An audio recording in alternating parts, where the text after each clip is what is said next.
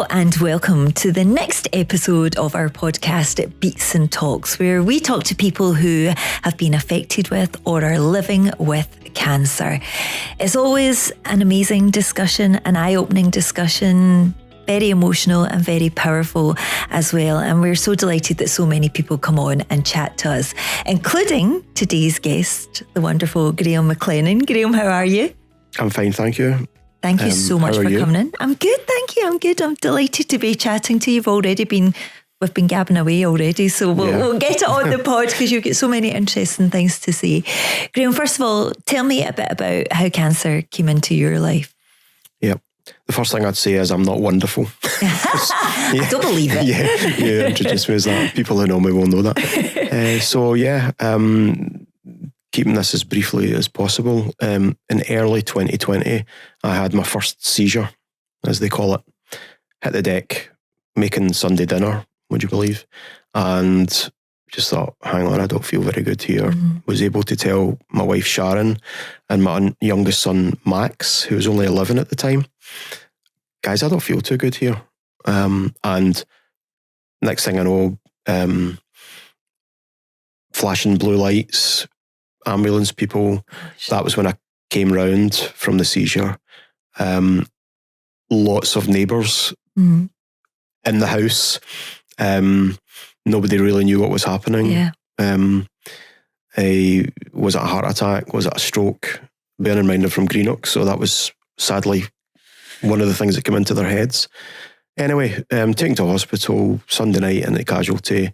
Turns out, after a couple of scans from the people in casualty, they invited me to stay the night because they'd sent the scan to Glasgow to the experts and had come back with, there's something in there, we're not sure. Yeah. A bit of a shadow, I think they described it as.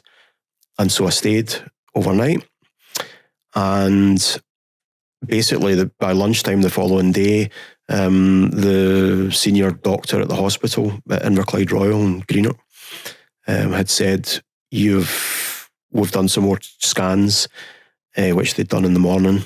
The guy that took me in for my scan was one of the porters who had coached kids at football for years. Wow. What are you in here for, Graham? Oh, I'm going to get a scan. There's something wrong with my head. And the doctor took me in at lunchtime. He says, right, I can explain to you the situation, why you had your seizure, etc. Do you want to wait until my sister was coming up from down south and Sharon, my wife, do you want to wait for them to be here? And I said, no, just tell me.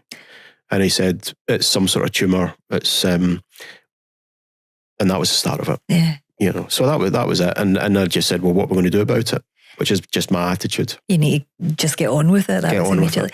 Had it crossed your mind before that it could be something like that, or did it all just happen too quickly? After the seizure? Yeah, I knew there was something wrong. Yeah. I mean, they wouldn't keep me in overnight. I didn't, you imagine things. I'd had no symptoms before other than little dizzy spells occasionally.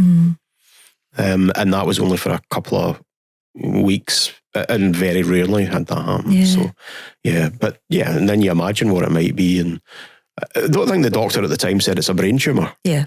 But he said, you've got something, there's a shadow in your brain, we need to do more checks. That's all I remember at the time. Yeah.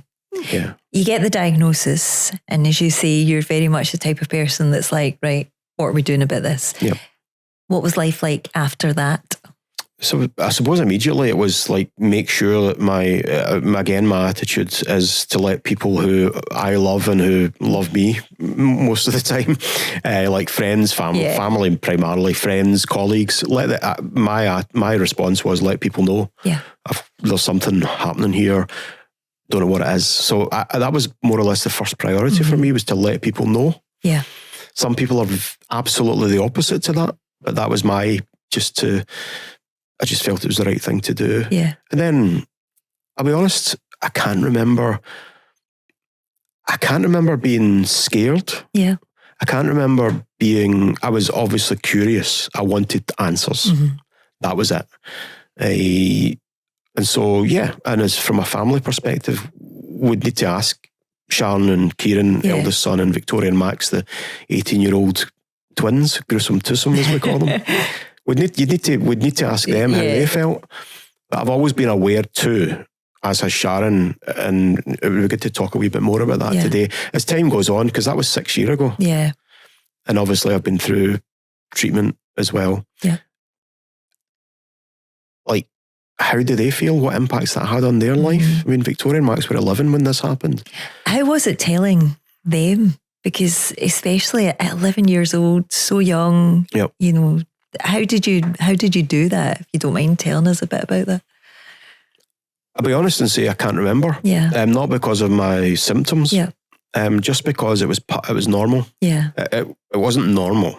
But it was part of your life. Part of our life. And to be honest with the family, the children, the kids, we've all, you know, it's hard to put that into words, but it was just, I don't remember it because it was just part of our relationship. Yeah. Listen, obviously, I mean, I think Kieran and Victoria were not in the house when it happened, but Maxie was the one when I had my seizure. He was the one that ran to the neighbours to ask them, please, does anyone know about first aid, etc.? My dad's having a seizure. Max was the one that did that. He took responsibility immediately while Sharon was with me. Yeah. So they can handle it. Yeah. But the one thing that I would say is people will say children are, what's the word? Resilient. Yeah. I sometimes forget words. I don't think everybody's different. Mm-hmm. And so Sharon and I have always, and Kieran, who's 10 years older than Victoria and Max, we're a really good close family, and we keep our eye on each other. Yeah. But we're not like a tree-hugging family. We don't sit down and say, how are you feeling today? And blah, blah. We do sometimes, but in informal ways. Yeah. This has had a big impact on them. Mm. And so we could maybe talk about that later. Yeah, let's come back to that. Right. The treatment path, what was that like for you? What did that involve? Did you have a pretty major operation? After the scans and the initial engagement with the Beatson and all the other doctors, it was a watch and wait, I think they call it. Mm-hmm. So it was scans, regular MRIs. I think I've got a season ticket for the MRI machines across the west of Scotland. And it was regular MRIs and it was watch and wait. And more detail in terms of what is this thing, how fast is it growing, blah. And I have to say that from the very beginning, from the night I was in casualty from my first seizure, everybody that I've engaged with at the NHS, all the doctors, all the nurses, all the scanners, etc., have been bang on with a story, with the diagnosis and what we're going to do about it. Mm. The GPs as well. Did you feel in safe hands? Absolutely. Yeah. And that's really important to say. Yeah. In my experience, that was, and it's been bang on from there on in. So it was watch and wait. And it was a case of you're going to have not seizures. Well, they had to manage the seizures, so that was part of it. Brain tumour related epilepsy, which is now what I've got. And that's under control just now, thanks to the doctors. Dr. Molinari is the neurologist. We like to give a doctor a shout out on this podcast. There's a few others that I give. So Dr. Molinari, the neurologist, so epilepsy under control, so that was part of it. Yeah. You know, so they put me on what I call horse tranquilizers. Keppra is its an unofficial name. Top end Keppra. That was really challenging. So that was like immediately to stop the seizures. It was like horse tranquilizers, and I'm still on medicine for epilepsy. Mm-hmm. And they're still really challenging from a fatigue perspective. Yeah. My life's completely changed. But yeah, so basically COVID kicked in 2020 as well. But I've coached kids at football through our own children, coached Kieran's team, coached Victoria and Max's team, completely took all the talent that they have of football out of them, along with all the friends for about 15 years. But what happened basically was watch and wait, blah, blah, blah. Just in the lead up to Christmas 2020, I had another seizure in front of the kids. on the football park. Oh, goodness. And I went over to the other coaches and it felt fine that whole time, from February through to November. Everyone done a great job. And anyway, I went over to the other coaches. I says, guys, I don't feel too good. Keep your eye on me. Next thing I'm waking up, blue lights. Oh my goodness, again. And gosh. that was another example. Port Glasgow Juniors Community Football Club. There was umpteen teams and coaches, all the different ages. What a bunch of people. Yeah. You know, the people that I probably didn't know, some of them that night, are now friends and come up to me in the street. You asked me about Port Glasgow. Brilliant. Yeah. Brilliant town, brilliant people. And they'll still come up to me. How are you, Graham? How's things? Yeah, not bad, etc., etc. So anyway, I saw the doctors, etc. Mr. Grivis was the surgeon, the head surgeon. He talked to me, looked at scans and all the rest of it at the time. And I got a phone call on Christmas Eve, 2020. Graham, you're going to be getting surgery as soon as possible after Christmas. Gosh. Don't let it worry you. Have a nice Christmas. And could you? Yeah, absolutely. Yeah. But you knew you were in safe hands, that they were going to be. Yeah. I was actually with Sharon and two of my best friends at that time, Drew and Shona.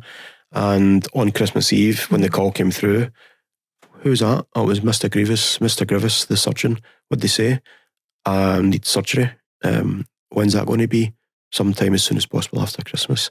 So I then had my surgery. Let's fast forward. Yeah.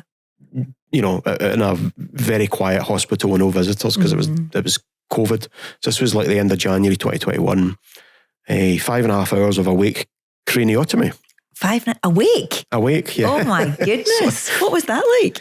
Well, look, the drugs were good. Wow. The reason that they did that was because they didn't want to take out chunks of my brain that would have, drastic effects. Drastic effects, as opposed to the effects that they had to have. Yeah. So that was incredible. Because one of the things I learned about certainly my brain tumour, there are I've learned a lot. There's 130 odd types of brain tumours. Mine is called, they confirmed this, mine was either a glioblastoma, which I know several people who have had that diagnosis after I was diagnosed and who are no longer with us. Oh. That is an aggressive, nasty bugger. Yeah. And I know people, and I won't say their names, but people that I've seen in the Beatson, people who I know locally, friends who are no longer with us. But mine is called an oligodendroglioma. I think I just call it Ollie. Well remembered. Ollie. I know. Big Ollie. I've been practicing this morning. OLI. I just call it Ollie. But what happened was the scan I had after that seizure in the football park showed that my tumour was leaking, basically. Right. Okay. And that's really dangerous when it starts to. I don't know what it leaks, but it leaks. But that's why they said we need to get as much of this out. Mm-hmm. But the awake part of it was so that what they did was they, what's the word called when you kid on something's happened when it hasn't happened? Oh. Synthesizer or something. No. It's I know what you mean, but They kid on that they've taken a bit of the brain out when they haven't. Yeah. They wired you up. I mean, honestly, I don't know how many. I think there was 15 or 20 people in that theatre. No, but my friend Billy McShane, after the surgery, sent me a photograph of Frankenstein. Because his attitude was, well, if you don't laugh, you'll cry. You've got to that. So, that's so true. I sent a few people a picture the following day of my scar down the side of my head, and the first thing I got back from Billy McShane was a picture of Frankenstein. Thanks, Billy. But you need those kind of pals, don't you? Absolutely. There's lots of good friends. So basically they talked to me the whole time. I had a speech therapist who Shan and I had met in the lead up to the surgery. And what they do is they basically, the left-hand side at the front of your brain, which is where my seizure is, because it is still there, and it will come back. And start to grow again. But that's memory and recognising and speech. So I got with the speech therapist just to check and see where I was at that time, the lead up to the surgery. Not that day, but a few weeks before it. It was showing me pictures like you would show a child. Yeah. It was pictures of. The one I remember was, I think it was a horse on top of a car. Mm-hmm. So you had to describe it. What is that? It's a horse on top of a car. I don't really know why, but it is. And it was just lots of stuff. So the speech therapist, and I'm really sorry, I can't remember her name, sat with me throughout the whole surgery. Wow. And every now and again, they would wire me up as if they'd taken a bit of my brain out. And she would ask me questions. What's your name? What's that a picture of? And blah, blah, blah. So that was during the surgery. Isn't that amazing that they can do that? It is incredible. It really is. And it was like, okay. And then they wired me up as if they'd taken that part of my brain out. Then they asked me again. That was fine. And it was all going well. And then at one point, the same thing happened. And I said, well, it's a, what do you call it? It's a thingy-me-bob. Come on, it's so bloody obvious what it is. That was me trying to, and it was like, okay. And then they obviously adjusted. So they weren't able to take my whole tumour out. Took out about 90% of it. And that's the thing as well. Like, I thought like a tumour in my brain would have been like just something that was maybe on the outside of my brain or like a golf ball or something like that. Yeah, that's kind of what you imagine. But it wasn't, and it isn't. Yeah. I think, and certainly in my case, it's intertwined. Right. It's intertwined with your healthy brain. So unfortunately, they have to take, if they're taking out the bad stuff, they have to take out a chunk of the good stuff. It's unavoidable. The other things I remember about the surgery was, I'll not swear, but I'll say blank. Or blankety blank. At one point, the person, my friend who was with me, the speech therapist, at one point I said, how much longer is this going to be? By that time, it had been around between 3 and 4 hours. So she asked the two surgeons who were behind me, Mr. Griffiths and his colleague, how long is it going to be? And they said, it'd be really important if we could try and get another hour and a half. And I just said, we'll tell them to effing hurry up. Because at that time I was getting like, come on. That's a lot. It's taking it out of me here. That was fine. So then the following day after the surgery, still in the hospital, what did I do? Got up. Yeah. Wow. Got up, went for a shower, made sure I didn't get my scar wet, came back to bed and had a seizure. Oh, Graham, my goodness. Because I kicked the arse out of it. Yeah. I mean, it's just what I'm like. But it was okay. And then in and out, the doctors came and I went and like, they were all like, don't worry about the seizure. You've just done too much too soon. Yeah. Don't be daft. You've just done a brain surgery, etc. Cool it. And that was really quite reassuring. Was that a wake-up call? I don't know what it was. I don't know. It's like, I need a lot of wake-up calls. Yeah. As you try, everybody, well, not everybody, many people are like that. Yeah. I'm getting on with my life here. Yeah. This isn't stopping me. But every now and again, you have to have a wake-up call, which is like, Graham, come on. You need to take it easy. Yeah. What has life been like since? What did you do for work before? I worked in a big national charity. Yeah. I'd done various things, but I'd been there for about 8 years. Well, at the time, I'd been there for about 5 years. I kept working. It was during COVID, so I'd been forced to work from home anyway, which I didn't like. You're a sociable man, I can tell. I don't know what I am. Lots of people with different words to describe it. But, well, after that, I went on to my radiotherapy, my 28 days of getting my brain zapped. And then after that, I went on to a year of chemo. During that, I was at work. Yeah. Working from home. My employer was really good and gave me some time off, obviously, for that treatment. And then my chemo was like a sort of a certain amount of it every month. So every 4 weeks, you'd get topped up with your chemo. So my employer was really good. I was still at work. I was still doing my best. I was asked questions. Do you not ever think about, the oncologists were saying, you never thought about cutting your hours? Nope. This cancer is not taking money out of my children's mouths, was the phrase I used. Yeah. Basically, and bottom line is, about 3 years after that, I had to retire, and I'm now fully retired. So I went through that whole process.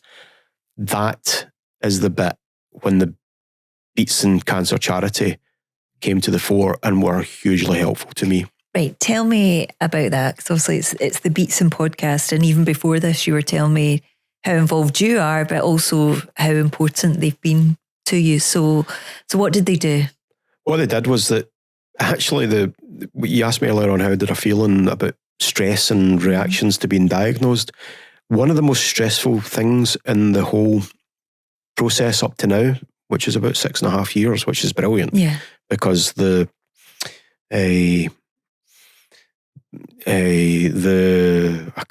survival rates for brain tumours are not brilliant. Yeah. But I'm still here. You look amazing, I have to say. You do. I know, but that's actually another thing about the hidden invisible disability is a real challenge. Yeah. You know, I mean, getting dirty looks from people when I park in a disabled space and put up my blue badge and getting dirty looks. Things like that. That's to do with education and maybe more to do with those people than anything else. Well, I can see that using disabled toilets, which I try not to do, but there are occasions where you have to, and there are people who give you a look or whatever. Many people have experienced that. Yeah. So what was I saying? I put you off there with it. No, you didn't. I put myself. The Beatson and how involved they were. So stressful. I've worked my whole life. Some of my employers might not agree with this, but I worked really hard. Most of the work I've ever done is in charities, social enterprises, local government. Mm-hmm. I've worked in the private sector too. Did a wee bit in Australia, local government and a UNESCO charity. I always try to help others, and I've, bent over backwards to try and do that. And then it suddenly becomes apparent that, Graham, you can't do your job anymore. Mm. I was trying. But for the last maybe 3 years, the doctors, the oncologists, psychologists, Claire McGowan, my psychologist, who was also helpful, you're going to maybe think about dropping a few hours. Eventually it got to the point where I had to. And it was like, you then go through a process, hugely stressful. I knew nothing about it. Mm. I knew nothing about the process. That's where the Beatson Cancer Charity came in, because they have experts when it comes to people with cancer and people who are impacted by cancer who work. Yeah. What does it mean to have to retire? Mm-hmm. How's it going to affect you mentally? Mm-hmm. How's it going to affect you socially? How's it going to affect you financially? And that's the people who I turned to at the time was the Beatson Cancer Charity. Their knowledge, their empathy, their humanity. It's not just about numbers. It's not just about facts. It's about the way that they treated me was incredible. Yeah. In ways that I was straight up. I've not been treated that way by others. Mm-hmm. We mentioned that about the blue badge, and their knowledge, their experience, and the comfort that they gave me. Mm-hmm. See, at the bottom line, it's like, you're retiring, Graham, your life's about to change again because of this cancer. Yeah. They understood that. They know that I'm an individual. Mm-hmm. You could build up a relationship with them. Yeah. The advice they gave, the hard-nosed advice that they gave about, Graham, this is your life, this is your job, this is your family, this is your income, this is your pension. We'll help you through this process. Hard-nosed stuff. Yeah. And sometimes, even me, going through that process, you get to a point sometimes where you just think, F this. Mm-hmm. You get to that point. Mm-hmm. I don't know what my pension is. I don't know how to get it. Your whole life is like turning upside down far earlier than you thought it would. Absolutely. And that's something that so many people must go through because of cancer. Yeah. And I could tell you some stuff about just how really challenging that was. Mm-hmm. And I cannot say enough the way that the Beatson Cancer Charity helped me with that. Yeah. See the advert that was on the telly about, I mean, I used to sit and talk to it. It was a Macmillan Cancer advert. And Macmillan, I've been engaged with Macmillan Cancer too, and they've been brilliant. Yeah. I've been engaged with Maggie's, brilliant. Mm-hmm. Brain Tumour Charity, brilliant. Beatson Cancer Charity is my home, as in not where I live, but my home charity. That's where I turn to when I really need stuff. And I always have done, and they've always been brilliant. So that advert for Macmillan Cancer, you get the guy standing in the bus stop going, will I maybe lose my job?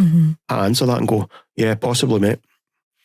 Because I think that advert gives the impression that, oh, you're protected, you'll not lose your job. Yeah, you possibly will. Yeah. I did. Yeah. That's not anyone's fault. Yeah. That's just facts. Yeah. That's just the fact that I had to.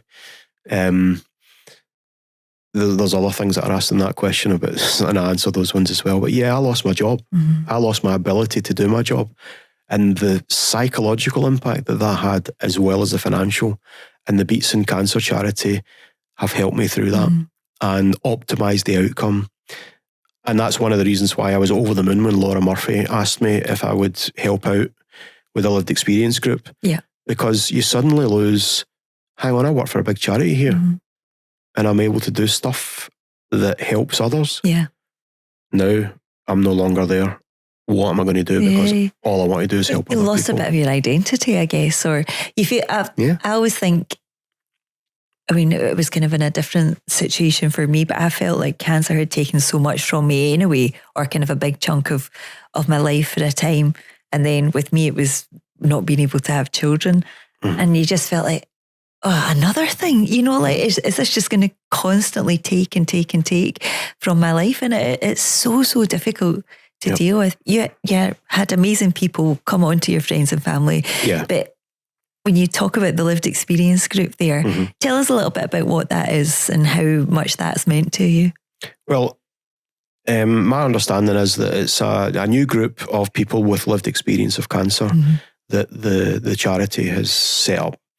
And it's people that I've got to know over the last 18 months or so.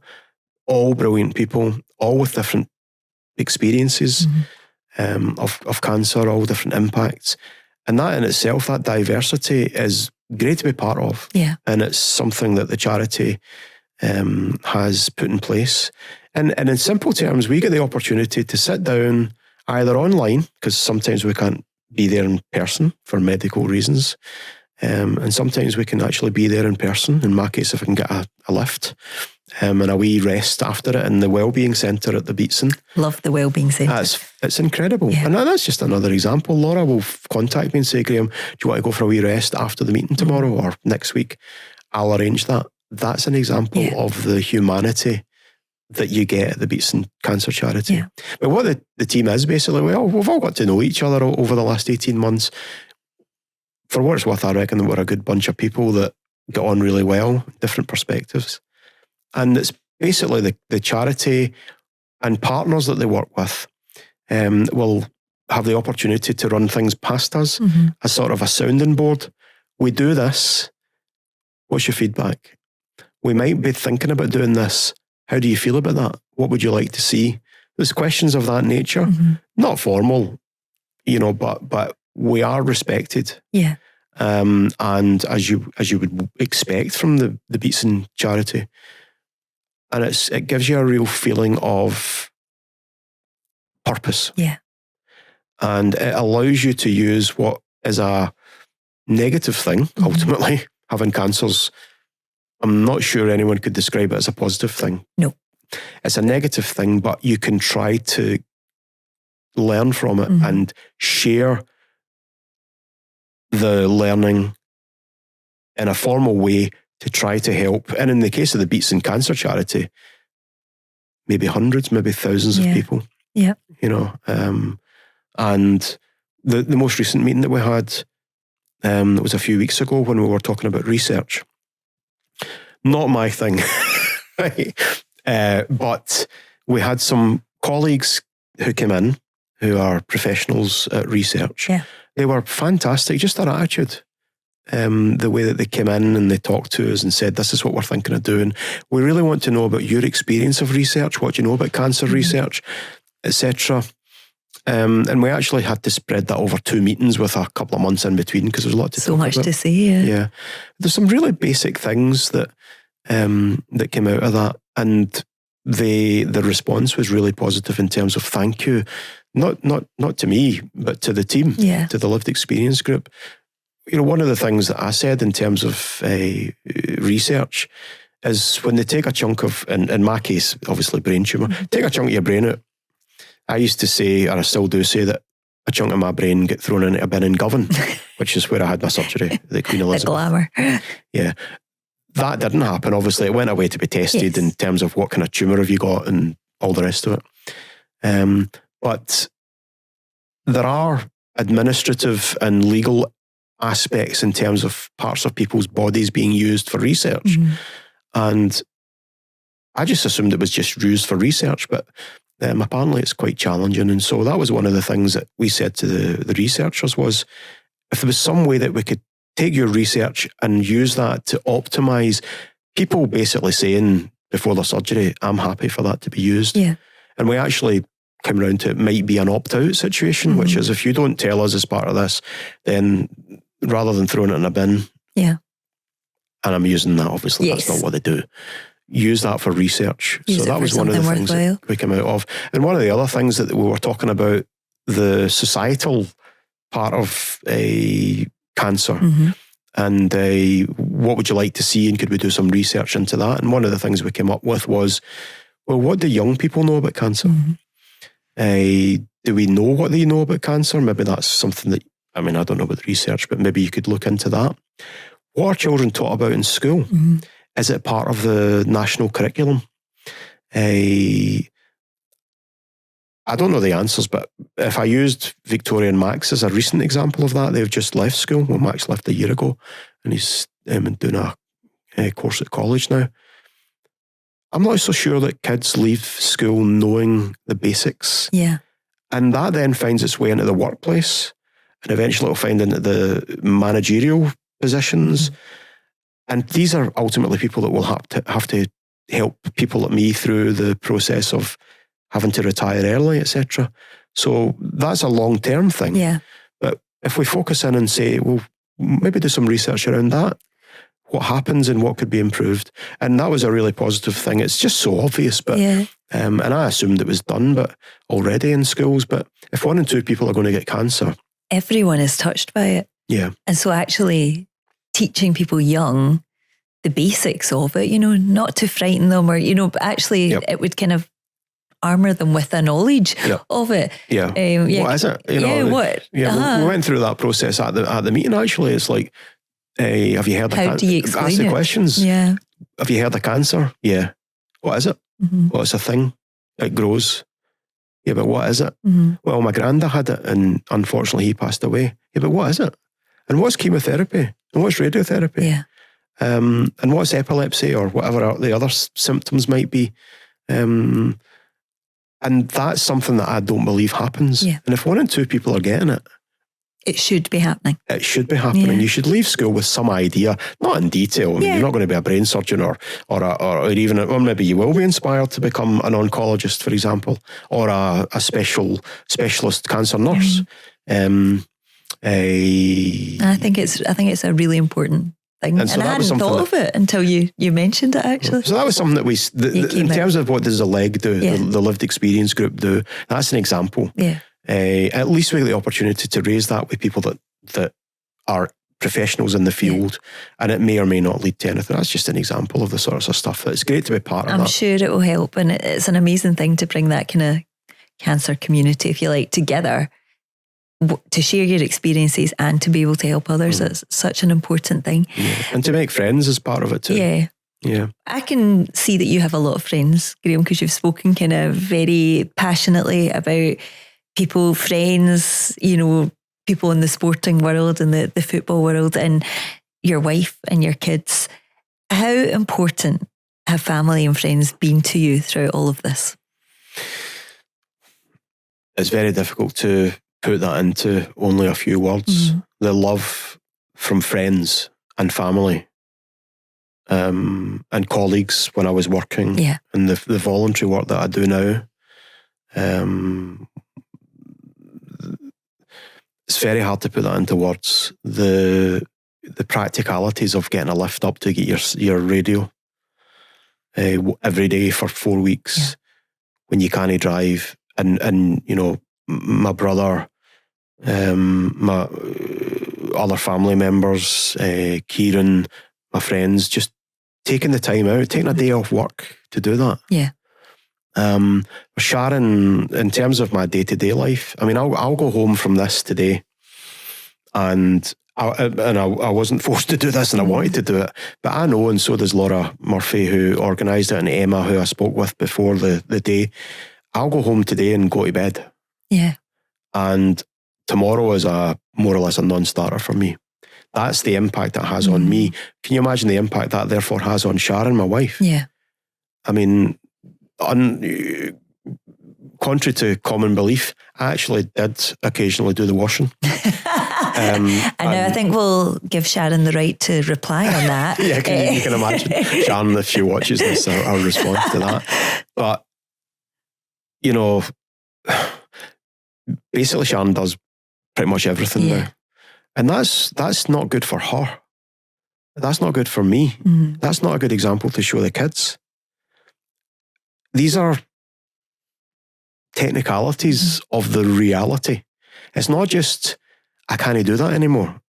It's not that, oh, well, you're disabled and you've got epilepsy and you can't go out your cell, you can't do this, you can't do that, you can't sometimes walk the length of your cell.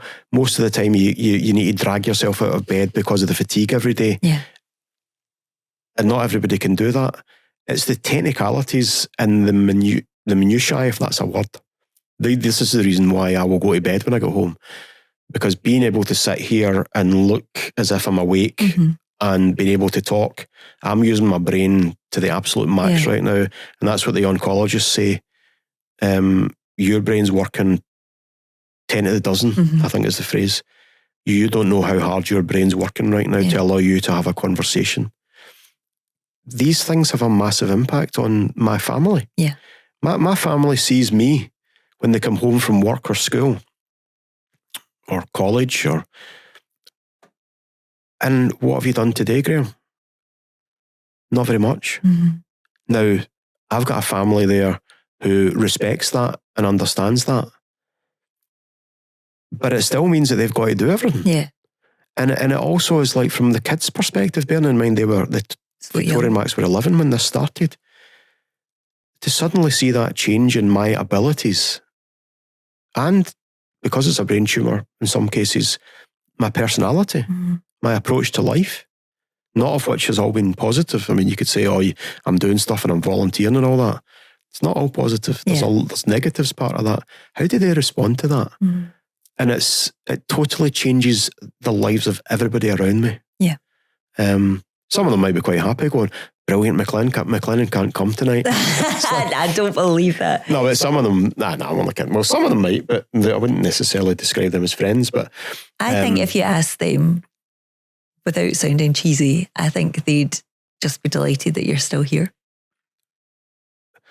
And that they've still got you and that you're doing what you can. Yeah. I'm sure that that's the case. But it doesn't make it easy for them, and it does cause tensions in your household. And that's maybe, and it's really hard to take. And it's hard to manage. Yeah. You know, how do the kids actually feel about this? How do the kids, suddenly I'm a person that would be working 8 hours a day and then going and coaching the kids and blah, blah, blah, to not being able to do that at all, anymore. I can maybe do stuff like this for an hour or so every week or whatever it might be. Again, that's maybe something that I'm sure there's been research done on this, but back to the research thing, how does that actually affect the kids? I mean, Max is a young carer.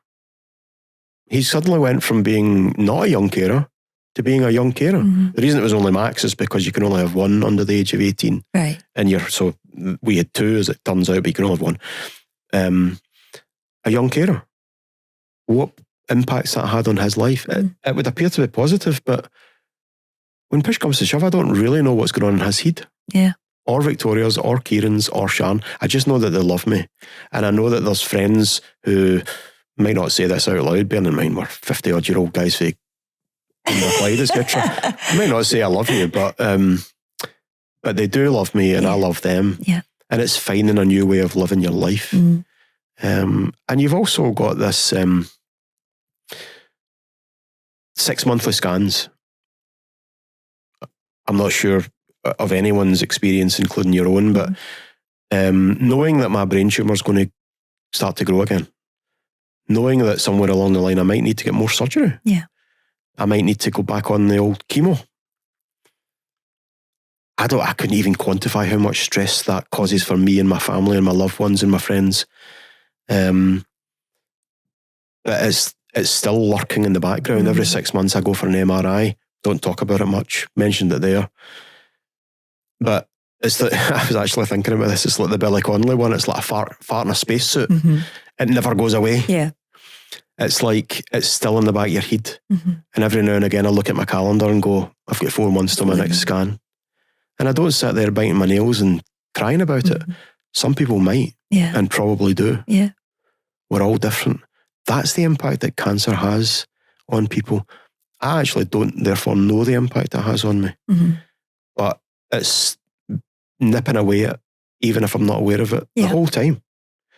And the fact is I'm still alive and I'm still here. And there are lots of people who are not because of cancer. And in my case, because of brain tumours. So just get on with it and do our best. Well, we will keep everything crossed for your next scan. And you have been amazing. And you might not think that you're doing much, but my goodness, by being here and sharing your story and, you know, taking part in Beatson groups and things like that, you're having a massive impact. And this will, I'm sure, have a big impact on a lot of people. But I'm sure if your family and friends listen to this, they'll be immensely proud of you. Well, not sure about that. But the other thing that I should say as well is, and it might happen to other people, I'm sitting here talking about my own brain tumour.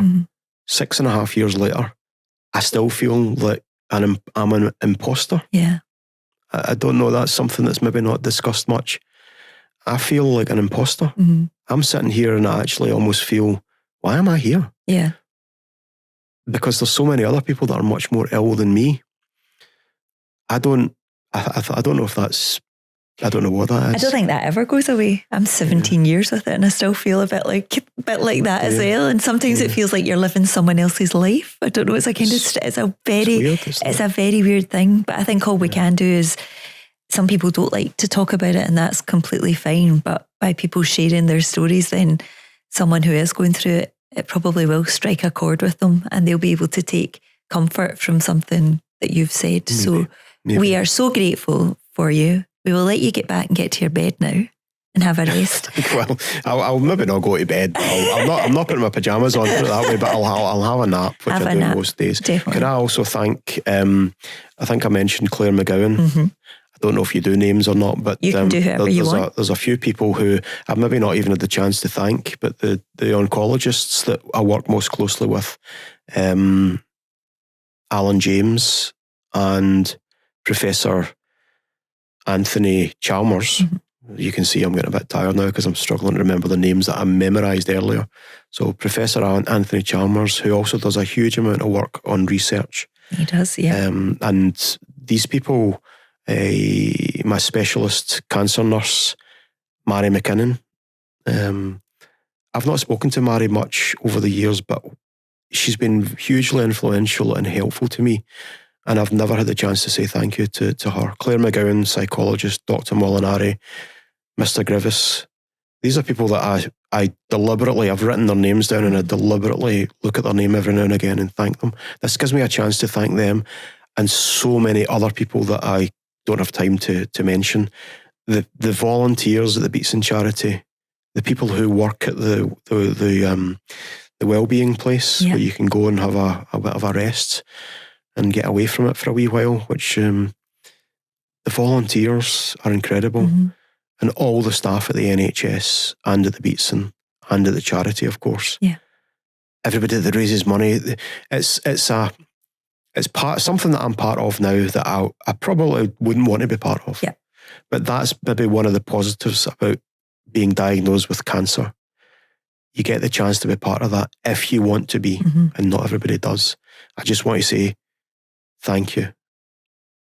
Amazing. Graham, thank you Hopefully I'll see you for a wee ice cream down Greenock front or something one You time. might. We'll get a wee wander. Yeah. Thank you so much and best of luck with your next scan. Thank you. Same to you. Thank you.